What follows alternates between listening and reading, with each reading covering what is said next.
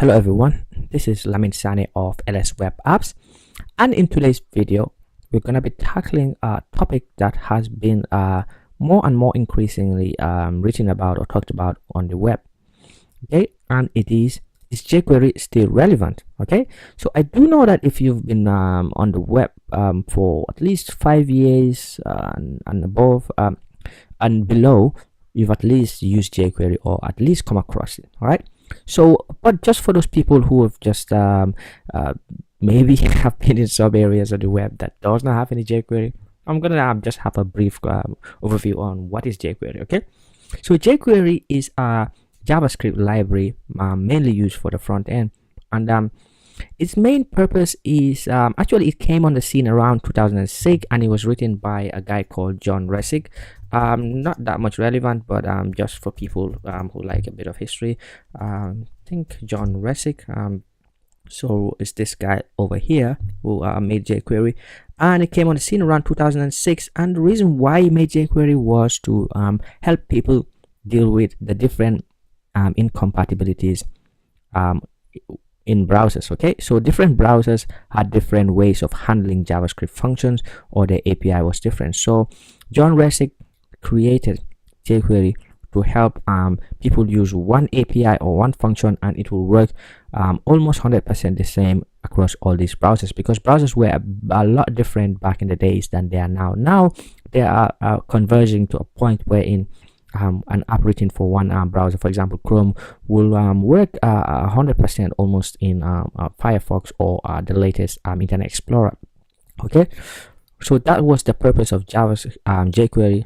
It's a JavaScript library, and it has many other plugins that extend it to have other abilities like carousels and unit testing and templating and stuff like that. But out of the box, it's mainly for browser incompatibilities to help resolve those issues. Okay, so the second question is jQuery still relevant? Okay, and my answer to that question is absolutely yes, and just for one reason. Even if everybody stopped using jQuery today for new apps, there are tons of apps out there that have been built using jQuery. Are you going to say that you're going to convert all those apps to regular JavaScript or modern JavaScript? No, you can do it in theory, but it wouldn't be practical to do so, because those apps are probably making tons of money for their companies.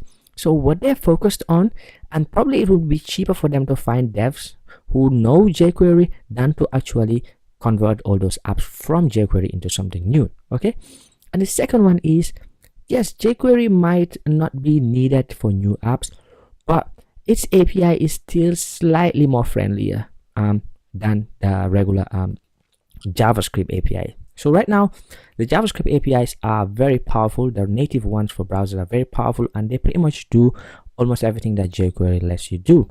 Okay, so it will be a lot friendlier for newcomers into the web development world, as it shields them from doing some manual work with the dumb APIs. Okay, so that's my take on whether jQuery is still relevant.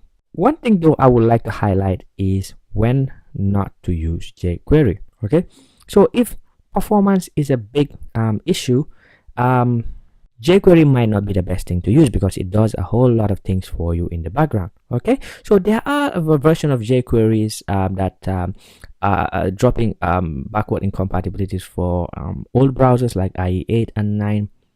Okay, so if you use those version of jQuery, then it will be a slightly faster, but still not as fast as the native browser APIs. Okay, so if you don't need support for older browsers, then you might think of dropping jQuery for your new project. And also if performance is an extremely important priority for you, okay, because in my day work we've come across those issues where in jQuery was a bit of an issue performance wise, so we dropped it and we used the native browser APIs, and things became a bit faster. Okay, not that that's the only way to optimize your app for speed and performance, but that's one thing you might look into, one of the reasons why you might drop jQuery. Okay, all right, so yeah, so that brings us to the end of this video. Hopefully you've learned a bit more of relevancy of jQuery today, and if you have anything more to add to this video, please leave those in the comments below.